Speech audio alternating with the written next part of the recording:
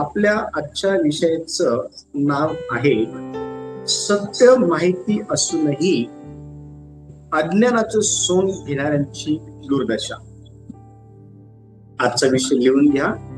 आजचा विषय आहे सत्य माहिती असूनही अज्ञानाचे सोंग घेणाऱ्यांची दुर्दशा. हा आपला आजचा विषय आहे आणि ह्या विषयामधून आपण अशा लोकांच्या दुर्दशेविषयी समजून घेणार आहोत ज्यांना सत्य माहिती होतं, पण त्यांनी त्यावेळेला आम्हाला काहीच माहिती नाही अशा प्रकारच्या अज्ञानाचं सोंग त्यांनी घेतलं आणि त्या प्रकारचे सोंग त्यांनी घेतलं असल्या कारणामुळं त्यांच्या जीवनामध्ये अनेक प्रॉब्लेम्स आलेले किंवा त्यांना अनेक प्रॉब्लेमचा सामना जे आहे तो करावा लागलेला. आपण जे आहे ना काय करणार माहिती का, पवित्र शास्त्रातून बघणार आहोत किंवा आपण शिकणार आहोत. आणि आज देखील असे लोक आहेत, येशूच्या काळामध्ये देखील असे लोक होते आणि त्यांनी देखील सत्य माहिती असून त्यांनी अज्ञानाचं सोंग घेतलं आणि त्यांच्या जीवनामध्ये त्यांची साथ दुर्दशा झाली. आणि आजचा विषय समजून घ्या, कारण अनेक वेळा आपल्याला सत्य माहिती असतं, त्या वेळेला आपण सत्याच्या बाजूने उभं राहणं फार गरजेचं आहे. आणि आपण ज्या वेळेला सत्याच्या बाजूने उभं राहतो त्या वेळेला आपण खऱ्या अर्थाने देवाच्या बाजूने उभं आहोत हे त्यातून स्पष्ट होतं. कारण सत्य स्वतः येशू आहे. येशू स्वतः म्हणतो योहानाच्या पुस्तकामध्ये की मी मार्ग, सत्य आणि जीवन आहे. तर आपण हा विषय सविस्तरपणे शिकून घेणार आहोत आणि ह्या विषयामधून आपण हे शिकणार आहोत, जर सत्य माहिती आहे तर त्याच्या बाजूने उभं राहिलं तर आपल्याला देवाचे आशीर्वाद कसे प्राप्त होतात. आणि सत्य माहिती असूनही आपण ज्या वेळेला अज्ञानाचं सोंग घेतो त्यावेळेला कशी दुर्दशा होती हे पण आपण काय करणार आहोत, शिकणार आहोत. मग यातला जो पहिला मुद्दा आहे तो लिहून घेऊ आपण. पहिला जो मुद्दा आहे तो आहे सत्य दाबून ठेवणं म्हणजे देवाचा कोप ओढवून घेणं. पहिला मुद्दा लिहून घ्या. सत्य दाबून ठेवणं म्हणजे देवाचा जो काही कोप आहे किंवा देवाचा जो काही क्रोध आहे तो ओढवून घेणं. आणि बघा आपण कशा प्रकारे सत्य दाबून ठेवला असल्या कारणामुळं देवाचा जो कोप आहे किंवा देवाचा जो क्रोध आहे तो ओढवून घेत असतो. याविषयी पवित्र शास्त्र आपल्याला ज्या वेळेला आपण रोमकराचं पत्र पहिला अध्याय आणि वचन 18 ज्या वेळेला आपण वाचतो तर रोमकराच्या पत्राच्या पहिल्या अध्यायाच्या वचन 18 मध्ये संत पौल हा स्पष्टपणे देवाच्या कोपाविषयी जे आहे ते आपल्याला सांगताना दिसून येतं. कोणीतरी ते वचन वाचण्यासाठी मला मदत करा. आणि वचन 18, माणसे अभिव्यक्ती सत्य दाबतात व अशा लोकांच्या अनितीवर देवाचा क्रोध स्वर्गातून प्रकट होतो. Yes, very good. आता बघा ह्या ठिकाणी आपण पाहतो की परराष्ट्रीयांची जी दुष्टाई आहे त्या संदर्भात संत पौल रोमकराच्या मंडळीला जे आहे ना हे पत्र लिहित आहे. आणि हे पत्र लिहित असताना संत पौल त्या मंडळीतील विश्वासकारांना अतिशय स्पष्टपणे काही गोष्टी सांगताना आपल्याला दिसून येतो. आणि ज्या गोष्टी तो सांगत आहे त्यामध्ये तो म्हणत आहे वास्तविक म्हणजे खरं पाहता जी माणसं अनितीने वाईट उद्देशाने सत्य दाबून ठेवतात त्यांच्या अभक्तीवर व अनितीवर देवाचा जो क्रोध आहे ना, तो स्वर्गातून जे आहे तो येत असतो. आणि अशी जी लोक आहेत ती आज देखील आहेत. आणि अशी लोक ही आपल्याला येशूच्या काळामध्ये देखील असलेली पाहायला भेटतात, की ज्यांना सत्य माहिती होतं, पण त्यांनी ते सत्य अनितीने दाबून ठेवलं आणि स्वतःचा जो काही फायदा आहे ना, त्या ठिकाणी त्यांनी बघितला आणि ते ह्या गोष्टी विसरून गेले की अशा गोष्टी केल्या असल्या कारणामुळं आपण आपल्या जीवनामध्ये देवाचा जो काही क्रोध आहे, देवाचा जो काही कोप आहे, त्याला आमंत्रण दिलेलं आहे. आणि पवित्र शास्त्र बारकाईने वाचल्यानंतर आपल्याला असे अनेक कॅरेक्टर पाहायला भेटतात ज्यांना सत्य माहिती होतं, परंतु ते सत्याबरोबर उभे राहिले नाही. बायबलमध्ये अनेक असे लोक आपल्याला पाहायला भेटतात ज्यांना खरं काय आहे ते माहिती होतं, पण त्यांनी स्वतःच्या फायद्यासाठी खऱ्या गोष्टींची साथ न देता खऱ्या गोष्टी अनितीने दाबून ठेवल्या आणि स्वतःचा फायदा जो आहे त्यांनी करू बघितला. आणि अशा प्रकारच्या त्यांच्या त्या सत्याला अनितीने दाबून ठेवल्या असल्या कारणामुळे त्यांनी देवाचा जो काही क्रोध आहे ना, त्याला त्यांच्या जीवनामध्ये आमंत्रण दिलं. आणि त्यापैकी एक व्यक्ती हा आपल्याला योहानाचं पुस्तक 17वा अध्याय आणि वचन 12 आपण ज्यावेळेस वाचतो ना, तर त्या ठिकाणी आपल्याला हा व्यक्ती दिसून येतो जो सत्य माहिती असताना देखील सत्याच्या बाजूने उभं राहिला नाही. सत्य माहिती असताना देखील त्याने ते सत्य जे आहे ना ते अनितीने दाबून ठेवण्याचा पुरेपूर प्रयत्न केला आणि स्वतःला जो आहे ना वैयक्तिक फायदा जो आहे तो त्याने करू बघितला. पण त्या ठिकाणी तो ही गोष्ट विसरून गेला की देवाचा क्रोध जो आहे ना त्याला तो आमंत्रण देत आहे. बघा वचन काय सांगितलं ठिकाणी 17वा अध्याय आणि वचन 12 पहा. जोपर्यंत मी त्याच बरोबर होतो तोपर्यंत तू मला दिलेल्या आपल्या नामात मी त्यास राखिले. मी त्याचा सांभाळ केला आणि नाशाच्या पुत्राशिवाय त्याच्यातून कोणाचा नाश झाला नाही, यासाठी की शास्त्रलेख पूर्ण व्हावा. Very good. आता ह्या ठिकाणी आपण पाहतो की यहुदा इस्करियोत जो आहे ना त्याला ह्या ठिकाणी नाशाचा जो काही पुत्र आहे ना हे संबोधण्यात आलेलं आहे. आणि यहुदा इस्करियोत हा नाशाचा पुत्र कसा बनला याविषयीचं जे काही टीचिंग आहे ते तुम्हाला देण्यात आलेलं आहे. आणि ते जर विसरले असाल तर युट्यूब वरती त्याविषयीचे जे टीचिंग आहे ते अवेलेबल आहे. यहुदा आजही जिवंत आहे, त्यामुळे तुम्हाला हे समजून येईल. आणि लक्ष द्या, आपण पाहतो यहुदा इस्करियोत येशू बरोबर चालत होता. यहुदा इस्करियोत जो आहे ना त्याला येशू कोण आहे याविषयीची पुरेपूर जे आहे ना माहिती होती. येशू हा देव आहे, येशू हा ख्रिस्त आहे हे त्याला माहिती होतं. आणि हे त्याला माहिती असताना देखील तो येशू बरोबर उभं राहिला नाही. तो येशूच्या बाजूने उभं राहिला नाही. तो सत्याच्या बाजूने जे आहे ना तो उभं राहिला नाही. आणि त्याने येशू बरोबर जे आहे बेमानी केली.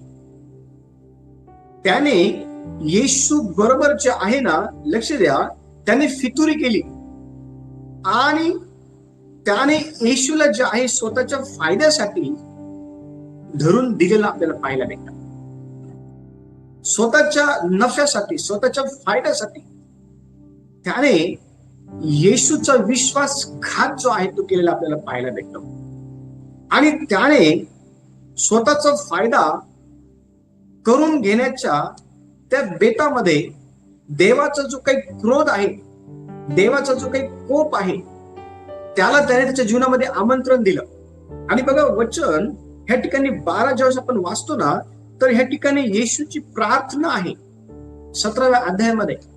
आणि येशू ह्या प्रार्थनेमध्ये परमेश्वर पित्याकडे हे म्हणत आहे, जोपर्यंत मी ह्या जगामध्ये त्यांच्या बरोबर होतो तोपर्यंत तू मला दिलेल्या तुझ्या नामात मी त्यांना राखलेलं आहे.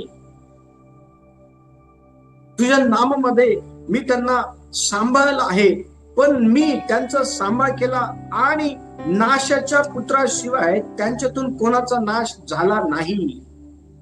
नाशाचा पुत्र हा यहूदा इस्करियोत आहे आणि त्याने त्याच्या स्वतःचा नाश जो आहे ना, स्वतःच्या फायद्यासाठी करून घेण्याच्या अनुषंगाने येशू हा जिवंत देवाचा पुत्र आहे ही गोष्ट त्याने दाबून ठेवली. हे सत्य त्याने दाबून ठेवलं. आणि आज देखील अनेक लोक ज्यांना सत्य काय आहे, ज्यांना चांगल्या गोष्टी काय आहे हे माहिती असूनही ते त्या चांगल्या गोष्टींच्या बाजूने उभं राहण्याऐवजी स्वतःचा फायदा ज्या गोष्टींमध्ये आहे अशा प्रकारच्या गोष्टींमध्ये उभं राहून सत्य दाबण्याचा प्रयत्न करतात. आणि तेही विसरून जातात की ते त्यांच्या जीवनामध्ये देवाच्या क्रोधाला जे आहे ना आमंत्रण देत आहे. देवाच्या रागाला जे आहे ना ते आमंत्रण देत आहे. ते त्यांच्या स्वतःच्या नाशाला जे आहे ना ते आमंत्रण देत आहे. हे ते विसरून जातात.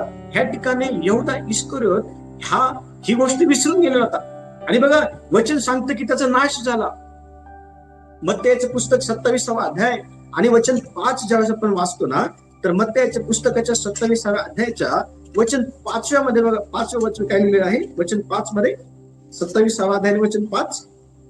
मग तो ते रुपये मंदिरात टाकून निघाला व त्याने जाऊन गळफास घेतला. Very good.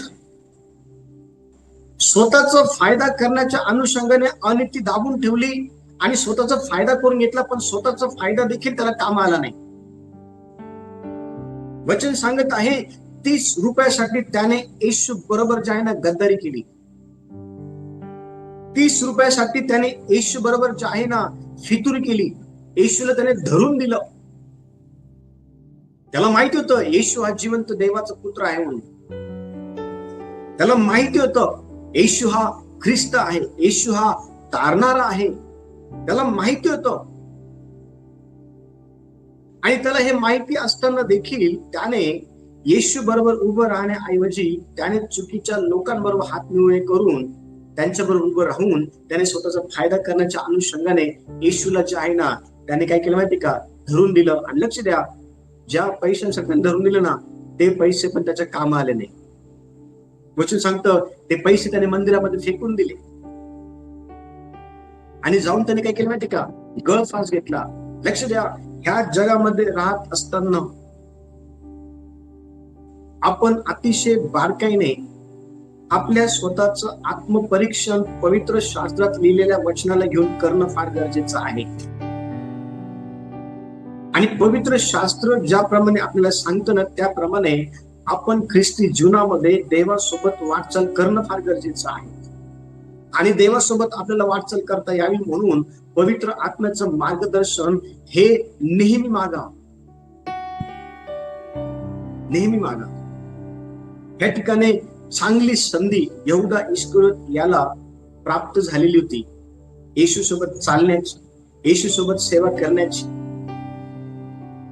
चांगली संधी त्याला प्राप्त झाली होती. पण त्या संधीचा त्याने सदुपयोग केला नाही. त्या संधीचा त्याने जे आहे ना चांगला फायदा जो आहे तो करून घेतला नाही. येशू सोबत राहत असताना त्याने त्याच्या जीवनामध्ये क्रोध जो आहे ना देवाचा तो ओढून घेतलेला होता. दुसरा मुद्दा क्रमांक 2, अज्ञानाचं सोंग घेणं म्हणजे जाणीवपूर्वक पाप करणं. अज्ञानाचं सोंग घेणं म्हणजे जाणीवपूर्वक पाप करणं. आणि आज अनेक लोकांना जाणीवपूर्वक पाप करायला आवडतं. आणि ते पाप कशा प्रकारे करता माहिती का, त्यांना माहिती सर्व असतं पण ते दाखवताना असं दाखवतात की आम्हाला काहीच माहिती नाही. ते दाखवताना असं दाखवतात की तुम्ही जे सांगत आहात ते आम्हाला माहिती नाही. पण असे जे लोक आहे ना, हे लोक जाणीवपूर्वक पाप करतात आज्ञाचं सोंग घेऊन, हे आपल्याला समजणं फार गरजेचं आहे. आणि बघा, ज्या वेळेला आपण याकोबाचं पत्र 4 अध्याय आणि वचन 17 ज्यावेळेस आपण वाचतो ना, तर याकोबाच्या पत्राच्या 4 अध्यायाच्या 17 वचनामध्ये कशा प्रकारे ही लोक अज्ञानाचं सोंग घेऊन जाणीवपूर्वक पाप करतात या संदर्भात याकोब काय म्हणते पहा. 4 अध्याय आणि 17 वचन. चांगले करणे कडत असून तो जे करत नाही त्याचे ते पाप आहे. Very good. चांगलं करणं काय आहे हे कळत असूनही अज्ञानाचं सोंग घेणं जाणीवपूर्वक केलेलं पाप आहे. आणि आज अनेक लोक, ज्या वेळेला मी अनेक लोक म्हणतो त्यावेळेला ते लोक जे आहे ना, देवाला ओळखणारे आहेत, देवाची सेवा करणारे आहेत, स्वतःला पाळक म्हणणारे आहेत, स्वतःला पुढारी म्हणणारे आहेत, स्वतःला जे आहे ना, लक्ष द्या, देवाचे सेवक म्हणून मिरवणारे आहेत. ह्या लोकांविषयी बोलत आहे. ज्यांना देवाची ओळख नाही अशा लोकांसंदर्भात मी तुमच्या बरोबर बोलत नाही. मी बोलत आहे अशा लोकांबद्दल ज्यांना देव काय आहे हे माहिती आहे. आणि वचन सांगतं, चांगलं काय आहे हे माहिती असूनही त्या चांगल्या कामासंदर्भात अज्ञानाचं सोंग घेणं, ते पण जाणीवपूर्वक, हे पाप आहे. उदाहरणार्थ, रस्त्याने चालत असताना जर तुम्ही एखाद्या आंधळ्या माणसाला रस्ता क्रॉस करताना पाहत आहात आणि तुम्हाला कळालं की रस्त्यामध्ये गाड्या भरपूर आहे ये जाय करणाऱ्या, आणि त्या आंधळ्या व्यक्तीला तुमची गरज आहे हे तुम्हाला कळालेलं आहे, आणि तरीही तुम्ही त्या ठिकाणी त्या आंधळ्या व्यक्तीला रस्ता क्रॉस करण्याकरता मदत न करणं आणि अज्ञानाचं सोंग घेणं, हे पाप आहे. आणि आज हे पाप सर्वात जास्त मोठ्या प्रमाणामध्ये सेवेमध्ये, देवाच्या लोकांमध्ये होत असलेलं आपल्याला पाहायला भेटतं. आणि याकोबाला ज्यावेळेस ही गोष्ट कळाली की बळी मारू नये म्हणून त्याने त्याच्या पत्रातून लोकांना इशारा दिलेला आहे. याकोबाने ह्या ठिकाणी अतिशय स्पष्टपणे हे सांगितलेलं आहे, जर तुम्हाला कळत आहे ना चांगलं काय आहे, तर मग ते तुम्ही करायचा पुरेपूर प्रयत्न करा. तुम्हाला ते माहिती नव्हतं, अशा प्रकारे अज्ञानाचं सोंग घेऊन लोकांना वेड्यात काढणं सोडून द्या. आणि अनेक लोक आज वेड्यात काढत आहेत लोकांना. आम्हाला ते माहिती नव्हतं, आम्हाला ते कळलं नव्हतं. पवित्र शास्त्रामध्ये एक व्यक्ती होता, ज्याला चांगलं काय आहे हे माहिती असताना देखील त्याने त्या ठिकाणी अज्ञानाचं सोंग घेतलं. आणि तो व्यक्ती आपल्याला लूक सुवर्तमान 22 अध्याय, लूक याचा 22 अध्याय आणि 61 आणि 62 वचन पहा. लूक 22, 61 आणि 62 वचन पहा. काय त्या ठिकाणी, तेव्हा प्रभूने ओढून पेत्राकडे दृष्टी लावली आणि आज कोंबडा आरवण्यापूर्वी तू 3 वेळा मला नाकारशील असे जे प्रभूने पेत्राला सांगितले होते ते त्याला आठवले. मग तो बाहेर जाऊन मोठ्या दुःखाने रडला.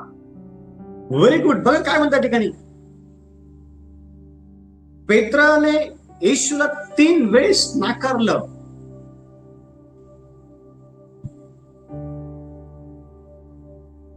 तीन वेळेस त्याने अज्ञानाचं सोंग घेतलं. 3 वेळेस तो त्या ठिकाणी लोकांना म्हणाला की मी याला ओळखत नाही.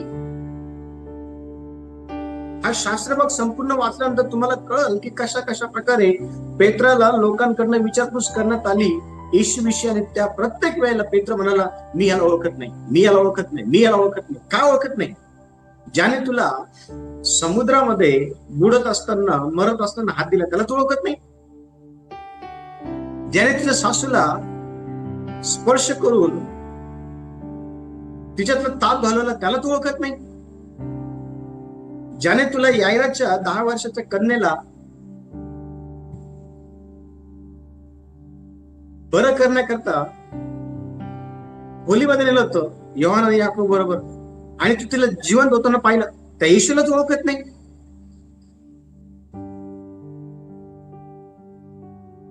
ज्याला हे प्रकाशन प्राप्त झालं की तू जिवंत देवाचा पुत्र आहे, तो म्हणत आहे मी तुला ओळखत नाही. लक्ष द्या, अज्ञानाचं सोंग घेऊन आपण पाहतो की पेत्राने 3 वेळा जे आहे ना, लोकांच्या भीतीमुळं येशूला त्याने काय केलं माहिती का? नाकारलं. देवाला भिण्याऐवजी तो लोकांना भिला. देवाला भिण्याऐवजी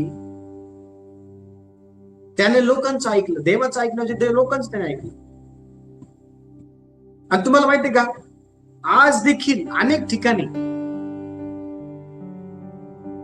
देवाला घाबरण्याऐवजी लोकांना घाबरतात. देवाचं ऐकण्याऐवजी लोकांचं ऐकतात आणि अज्ञानाचं सोंग घेऊन सत्य गोष्टींना विरोध करतात. अज्ञानाचं सोंग घेऊन सत्य गोष्टींच्या विरोधामध्ये उभं राहून स्वतःचा फायदा जे आहे ते करून घेतात. पेत्राला ह्या ठिकाणी वाटलं, मी जर याला 3 वेळेस जर नाकारलं तर मी सुटून जाईल, मी वाचल. आणि जर मी जर लोकांना म्हटलं हो मी त्याच्यापैकीच एक आहे, तर कदाचित मला पण शिक्षा होती की काय. तो सत्याबरोबर उभं नाही राहिला, तो येशूबरोबर उभं नाही राहिला. त्याने येशूला ओळख दाखवली नाही. अनेक वेळा ज्या वेळेला तुम्ही सत्याबरोबर उभं राहतात ना, त्यावेळेला प्रॉब्लेमचा सामना करावा लागतो. आणि पेत्राला प्रॉब्लेम नको तो जीवनामध्ये,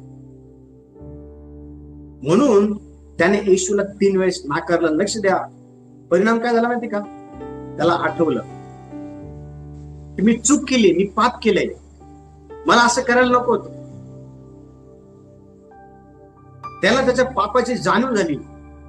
त्याला त्याच्या वक्तव्याची त्याला जाणीव झाली की मी चुकीचं केलं. आणि वचन सांगतं की तो बाहेर गेला आणि तो मोठ्याने रडला. त्याने पश्चाताप केला. त्याने पश्चाताप केला. लक्ष द्या, देवाची इच्छा काय माहिती का? आपण आपल्या जीवनामध्ये अज्ञानाचं जे सोंग आहे ना, जाणीवपूर्वक घेऊन देवाच्या विरोधामध्ये पाप करू नये, ही देवाची इच्छा आहे. आणि हे पाप पेत्राने केलं होतं. हे पाप आज अनेक लोक करत आहेत. आणि आपण ह्या पापापासून सांभाळून राहणं फार गरजेचं आहे. फार फार फार गरजेचं. 3रा मुद्दा, सत्याकडे पाठ फिरवणं म्हणजे पवित्र आत्म्याला दुखवणं. ज्या वेळेला तुम्ही सत्य स्वीकारत नाही, ज्या वेळेला तुम्ही सत्याकडं पाठ फिरवता, त्यावेळेला तुम्ही खऱ्या अर्थाने देवाच्या आत्म्याला दुखावत असतात. आणि बघा, इफिसकरचं पत्र 4था अध्याय आणि वचन 30 काय म्हणते पहा. इफिसकरचं पत्र 4था अध्याय आणि वचन 30. थँक्यू पवित्र आत्मा. देवाच्या पवित्र आत्म्याला खिन्न करू नका. खंडणी भरून प्राप्त केलेल्या मुक्तीच्या दिवसापर्यंत तुम्ही त्या आत्म्याच्या योगे मुद्रित झाला. Very good. संत पौल या ठिकाणी अतिशय स्पष्टपणे सांगत आहे इफिस येथील विश्वासणाऱ्यांना हे पत्र लिहित असताना की तुम्ही सत्याकडे पाठ फिरवून स्वतःचा फायदा करण्याच्या अनुषंगाने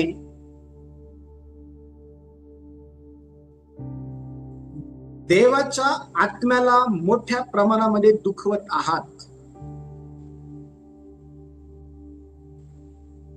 आणि अशा प्रकारे तुम्ही सत्याच्या आत्म्याला दुखवू नये म्हणून तुम्ही सत्याकडे पाठ करण्याऐवजी सत्य स्वीकारून त्याप्रमाणे चालणार तुम्ही बनलं पाहिजे. आणि पवित्र शास्त्र हे आपल्याला अनेक लोकांनी सत्याच्या आत्म्याला दुखवल्याबद्दल सांगतं. अनेक लोकांनी सत्याच्या आत्म्याला दुखवलेला आहे. इब्री लोकांच्या पत्रामध्ये इब्री लोकांचा जो पत्र जो लेखक आहे तो देखील म्हणतो की तुम्ही देवाच्या आत्म्याचे विरोधक तुम्ही आहात म्हणून, सत्य गोष्टींचे विरोधक तुम्ही आहात म्हणून. शिमोन जादूगार ह्याला देखील पवित्र शास्त्रामध्ये आपण पाहतो की त्या पैशावर तुझा पण नाश हो, कारण तू देवाच्या आत्म्याला जे आहे ना पैशाने विकत घेऊ पाहायचा विचार केलेला आहे. देवाच्या आत्म्याला तू दुखवलेला आहे. आणि बघा हनन्या आणि सफेरा इफिस्कर प्रेषणचं पुस्तक 5वा अध्याय आणि 1 ते 11 वचन जसं आपण वाचतो ना, तर हनन्या आणि सफेरा ह्यांनी देखील देवाच्या आत्म्याला दुखवलं. ह्यांनी देखील देवाच्या आत्म्याच्या सत्याकडे पाठ केली. ज्या गोष्टी देवाला अपेक्षित नव्हत्या अशा प्रकारच्या गोष्टींना संगनमताने त्यांनी पाठिंबा दिला असल्या कारणामुळे देवाचा आत्मा त्या ठिकाणी खिन्न झाला, दुखवला गेला. आणि परिणाम काय झाला माहिती का, त्यांनी त्यांच्या जीवनामध्ये मरण जे आहे ना त्याला आमंत्रण दिलं.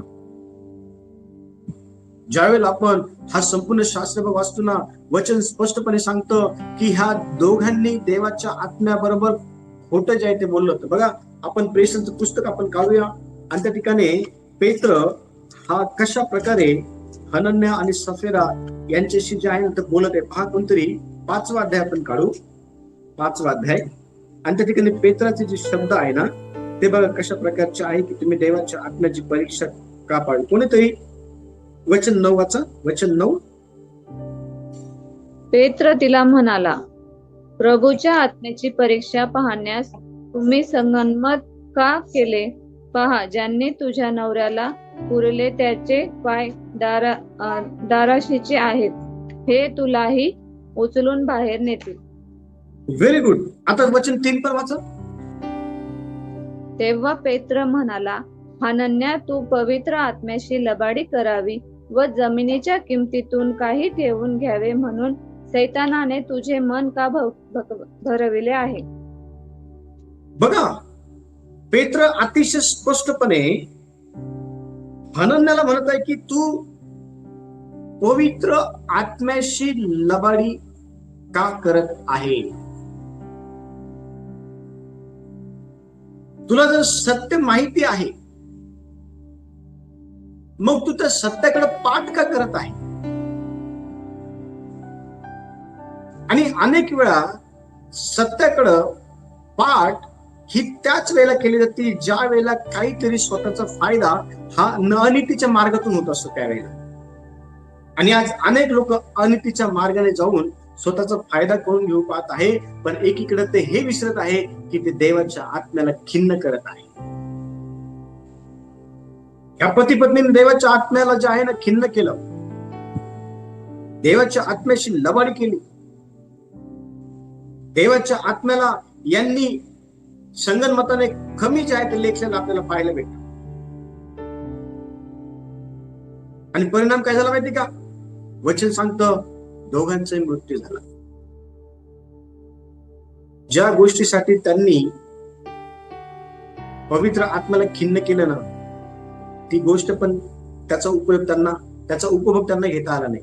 कारण वचन सांगतं त्यांनी जमीन विकून काही पैसे जे आहे ना संगनमताने मागे ठेवलेले. ते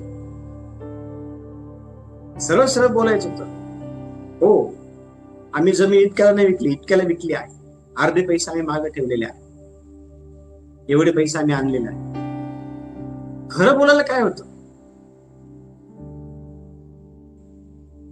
आणि मग देवाचा क्रोध येतो ज्यावेळेला आपण सत्य जे आहे ते दाबून ठेवतो त्यावेळेला.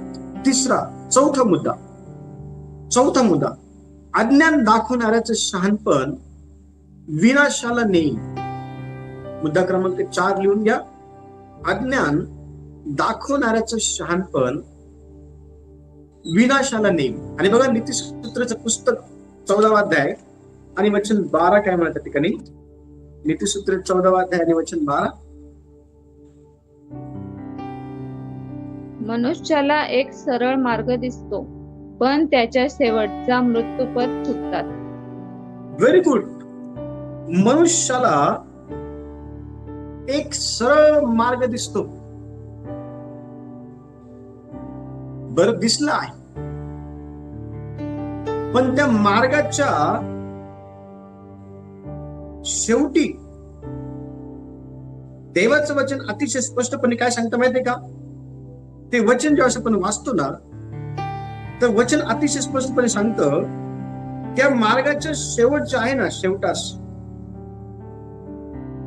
मृत्यू पद जे आहे ना ते त्याला प्राप्त होत. आणि अनेक वेळा आपण इतरांना जे आहे किंवा आपण आपल्या स्वतःला जे आहे ना, अज्ञान दाखवणाऱ्यांचं जे काही शहाणपण आहे ना, त्याचा पाठलाग करून विनाशाकडे जे आहे ते जात असतो. आणि देवाचं सांगतं की आपण विनाशाकडे जाण्याऐवजी आपला जो मार्ग आहे ना त्याचं परीक्षण आपण केलं पाहिजे.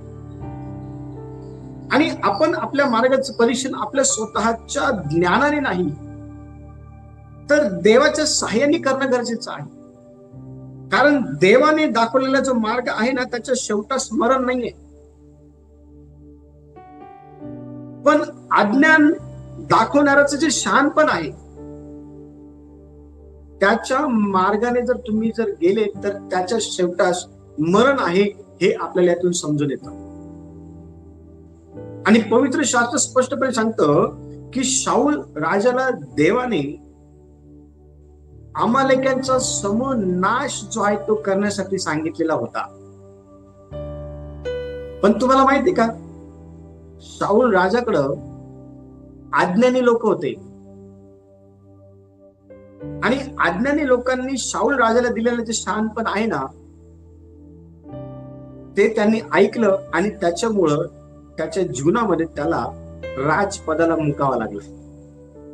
देवाने त्याला राजपदावरून झुगारून दिलं. काय माहिती का? कारण तो अज्ञानी शहाणपणाने भरलेल्या लोकांच्या भीतीमध्ये तो आलेला आपल्याला पाहायला मिळतो. जर तुम्हाला देवाविषयी माहिती आहे, तुम्हाला सत्य काय आहे माहिती आहे, तर तुम्ही देवाकडून ज्ञान मिळवणं गरजेचं आहे. तुम्ही देवाकडून मार्गदर्शन घेणं गरजेचं आहे. आणि देवाने तुम्हाला जे मार्गदर्शन केलेलं आहे ना त्याप्रमाणेच तुम्ही चाललं पाहिजे. तुम्ही इतरांकडनं मार्गदर्शन मिळवून त्याप्रमाणे चालणारे लोक नसावे, हे आपल्याला समजून घेणं फार गरजेचं आहे. आणि शाऊल राजाने लोकांच्या भीतीपोटी, तुम्हाला माहिती का, त्याने देवाच्या शब्दाला जे आहे ना त्याने त्या ठिकाणी मुळीच किंमत दिली नाही. देवाच्या शब्दाचा आदर त्याने केला नाही. देवाने सांगितल्याप्रमाणे त्याने केलं नाही. त्याने त्या ठिकाणी काही लोकांना आणि काही जनावरांना जे आहे ना त्याने राखून ठेवलं आणि त्याच्या अशा प्रकारच्या कर्मामुळं गोष्टीसाठी देवाने त्याला निवडलेलं होतं ना, ती गोष्ट देवाने पण काढून घेतली. लक्ष द्या, ह्या जगामध्ये राहत असताना आपल्याला देवाकडनं शहाणपण घ्यायचं आहे, आपल्याला देवाकडनं मार्गदर्शन घ्यायचं आहे, आपल्याला देवाने दिलेल्या मार्गदर्शनावरती चालायचं आहे. आणि ज्या वेळेला आपण देवाने दिलेल्या मार्गदर्शनावरती चालू त्यावेळेला निश्चित अर्थाने आपलं जे जीवन आहे ना ते अधिक आशीर्वादित होईल.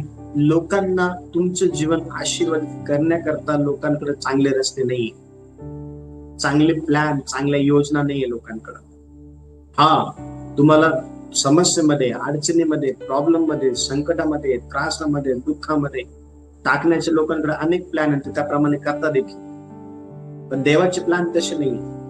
त्या ठिकाणी राजा शाऊलाने लोकांच्या प्लॅन्सला महत्व दिलं, देवाच्या नाही. आणि जीवनामध्ये त्याला त्या ठिकाणी त्याच्या राजपदाला जे आहे ना गमवा लागलं.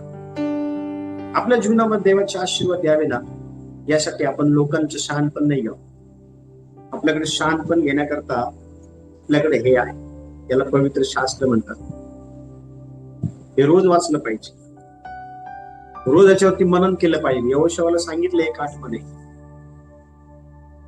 हो परमेश्वराचा हा ग्रंथ जो आहे ना तो तुझ्या मुखी सदैव असू दे. त्याच्यात जे काही लिहिलेलं आहे ना ते अहोरात्र काय कर माहिती का, मनन कर, त्याप्रमाणे चल, म्हणजे तुझा मार्ग सुखदायक होईल. पुढचा मुद्दा, सत्य न पाळल्यास शिक्षा अटळ आहे. सत्य न पाळल्यास शिक्षा अटल आहे. बघा लूका सुवर्तमान 12 अध्याय आणि 47 वचन काय म्हणत आहे,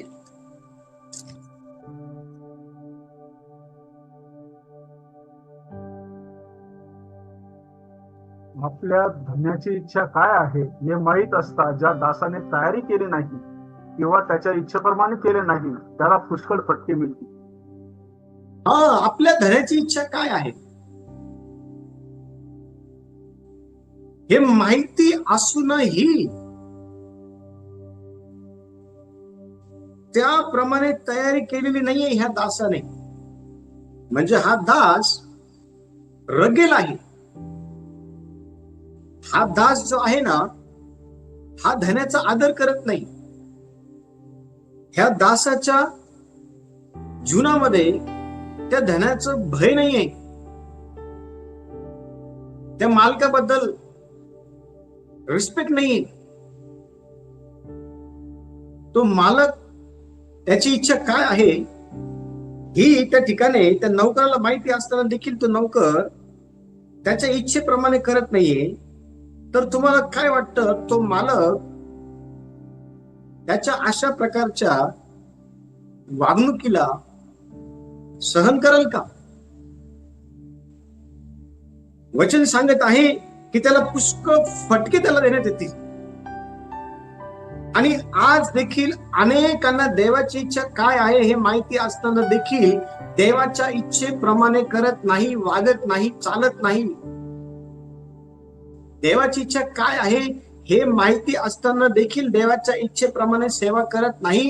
स्वतःचा फायदा होईल ह्या अनुषंगातून देवाची सेवा करू पाहतात. आणि लक्ष द्या, असे सेवक स्वतःच्या जीवनामध्ये देवाची जे काही शिक्षा आहे ना त्याला आमंत्रण देत आहे. असे सेवक स्वतःच देवाच्या शिक्षेमध्ये जे आहे ना पात्रच ठरत आहेत. पवित्र शास्त्रामध्ये आपण पाहतो की इस्रायलचे लोक आहेत ना, इस्रायल लोकांना अतिशय कमी दिवसामध्ये देव हा वचनदत्त भूमीमध्ये घेऊन गेला असता. अतिशय कमी वेळेमध्ये. कारण आपण ज्यावेळेस गणाचं पुस्तक 14 अध्याय आणि 33 ते 34 वचन वाचतो ना तर त्या ठिकाणी त्या लोकांना 40 वर्ष लागले वचनदत्त भूमीमध्ये जाण्याकरता. आणि हे 40 वर्ष त्यांना त्या ठिकाणी जाण्याकरता का लागले माहिती का? कारण ते जे लोक आहेत ना ते लोक देवाच्या आज्ञा मानणार नव्हते, रगेल होते एकदम. देवाच्या आज्ञांना मानणारे नव्हते ते लोक, देवाच्या आज्ञेप्रमाणे चालणारे नव्हते. त्यांना सत्य काय आहे हे माहिती असून देखील ते त्यांच्या स्वतःच्याच विचारसरणीने चालत होते. आणि त्यामुळं त्यांना अतिशय कमी दिवसाच्या प्रवासात वचनदत्त भूमीमध्ये घेऊन जाण्याऐवजी त्यांना 40 वर्ष जायना त्या ठिकाणी वचनदत्त भूमीमध्ये जायला लागले. आणि हे असं का झालं माहिती का? कारण त्यांनी सत्य न पाळल्यामुळे त्यांना ही शिक्षा देण्यात आली. देवाने त्यांना ही शिक्षा दिली. जर सत्य माहिती आहे ना त्याचं पालन देखील केलं पाहिजे. आणि जर नाही केलं तर मग देव शिक्षा करतो. आणि आज अनेक लोक शिक्षा भोगत आहेत. आणि ती शिक्षा भोगण्याच्या मागचे कारण जर काय आहे तर ते स्वतःच आहे, कारण त्यांना सत्य काय आहे माहिती असून देखील त्यांनी त्याचं पालन जे आहे ते केलं नाही. 6वा मुद्दा क्रमांक 6, तारण नाकारल्यामुळे दुःखद शेवट. तारण नाकारल्यामुळे दुःखद शेवट. आणि बघा इब्री लोकांचं पत्र 10वा अध्याय आणि वचन 26 पहा काय म्हणत आहे. इब्री लोकांचं पत्र 10वा अध्याय आणि वचन 26 कशा प्रकारे तारण नाकारल्यामुळं दुःखद शेवट झाला याविषयी काय म्हणते पहा. कारण सत्याचे ज्ञान मिळाल्यावर आपण बुद्धी पुरस्सर पाप केले तर पापाबद्दल यापुढे यज्ञ व्हायचा राहिला नाही. आज देखील आपण पाहतो की सत्याचं ज्ञान लोकांना मिळालेलं आहे. ज्या वेळेला आपण आपल्या स्वतःला देवाचं लेकरू म्हणतो, बाळक म्हणतो, पुढारी म्हणतो, सेवक म्हणतो, लीडर म्हणतो, त्या अर्थी आपल्याला सत्याचं ज्ञान, सत्य काय आहे? प्रभू येशू आहे. आता प्रभू येशूचं ज्ञान जर मिळालेलं पण आहे आणि तरीही हेतुपुरस्सर जाणून बुजून जर चुकीचं वागत आहे, जाणून बुजून जर पाप करत आहे, जाणून बुजून देवाला न आवडणाऱ्या गोष्टी करत आहे, तर मग काय परत परत पापाबद्दल यज्ञ होईल का? तर नाही होणार. यज्ञ होणार नाही. आता त्या ठिकाणी डायरेक्ट शासन जे आहे ना त्याला सामोरं जावं लागेल. शेवट जो आहे ना तो अतिशय भयानक जे आहे ते दुःखामध्ये होईल. ज्या वेळेला सत्य माहिती असून देखील ज्या वेळेला हेतुपुरस्सर पाप करतो. पापाचे अनेक प्रकार आहेत. गलती करायच्या पत्रापासून जर आपण इतर जे पुस्तकं जर पवित्र शास्त्रामध्ये वाचले ना, अनेक प्रकारच्या पापाविषयी लिहिलेलं आहे. आणि आज अनेक जण स्वतःला देवाचे सेवक, देवाचे लेकरं म्हणणारे लोक जे आहे ना अशा प्रकारचे पाप करतात. ते त्यांच्या जीवनामध्ये दुःखद शेवट जे आहे ना त्याला ते आमंत्रण देत आहे. आणि पवित्र शास्त्रामध्ये ज्या वेळेला आपण योहानाचं पुस्तक 8वा अध्याय आणि वचन 24 वाचतो ना, लक्ष द्या, त्या ठिकाणी फरुशी आणि सदुकी जे आहे ना ह्या वर्गाच्या लोकांना तारण काय आहे हे माहिती होतं, पण त्यांनी ते नाकारलं. येशू समोर ज्यावेळेस ते उभे होते ना त्यांनी येशूला अनेक चिन्ह करताना पाहिले, अनेक चमत्कार करताना पाहिले, तरीही त्यांनी येशूचा स्वीकार केला नाही की तो देवाचा पुत्र आहे म्हणून. त्यांनी ते मान्य नाही केले. त्यांनी काय केलं माहिती का? त्या उलट ते त्याला म्हणाले की आमच्यासाठी आणखीन चिन्ह कर, आणखीन चिन्ह कर. बघा वचन काय म्हणतं, योहानाचं पुस्तक 8वा अध्याय आणि वचन 22. यावर यहुदी म्हणाले, मी जिथे जातो तेथे तुम्ही येऊ शकत नाही असे हा म्हणतो. यावरून हा आत्महत्या तर करणार नाही. बघा वचन काय सांगत आहे. येशू त्यांना काय शिकू पाहत आहे आणि हे येशूच्या बोलण्याचा कशा प्रकारे चुकीचा अर्थ जे आहे ते लावत आहे. आणि येशू त्यांना सावध करत आहे ओढवणाऱ्या संकटाविषयी. येशूची इच्छा ही नाहीये की त्यांचा नाश व्हावा. येशूची इच्छा ही आहे की त्यांचं तारण व्हावं. आणि तारण देणाऱ्याविषयी ते चुकीच्या गोष्टी बोलत आहे. तारण देणाऱ्याविषयीच ते जे आहे ना आपण पाहतो की त्याच्या शिक्षणाचा गैरअर्थ ते लावत आहे. ज्या वेळेला सत्य सांगितलं जातं ना त्यावेळेस ऐकण्याची क्षमता नसते. ज्यावेळेस सत्य सांगितलं होतं ना, त्यावेळेला आपण आपल्या स्वतःला त्या सत्य सांगणाऱ्यापेक्षा श्रेष्ठ ज्ञान दाखवण्याचा प्रयत्न करत असतो. आणि हेच या ठिकाणी झालेलं आहे. लक्ष द्या, वचन सांगतं सत्य शास्त्री आणि जे सदुकी आहे ना, पुरुषी जे आहे ना, त्यांनी त्या ठिकाणी सत्य नाकारलं. आणि आज देखील अनेक लोक सत्य नाकारत आहे. माहिती आहे सत्य काय आहे, तरी नाकारत आहे. अशा लोकांच्या जीवनामध्ये दुःखद शेवट होतो. 7वा मुद्दा शेवटचा, सत्य न मानणाऱ्यावर भ्रमाचा आत्मा येतो. सत्य न मानणाऱ्यावर भ्रमाचा आत्मा येतो. 2 थेसलोनिकई 2 अध्याय 10 आणि 11 पहा काय म्हणत आहे. थोडं लवकर जाऊ आपण. 2 थेसलोनिकई 2 अध्याय 10 आणि 11 वचन.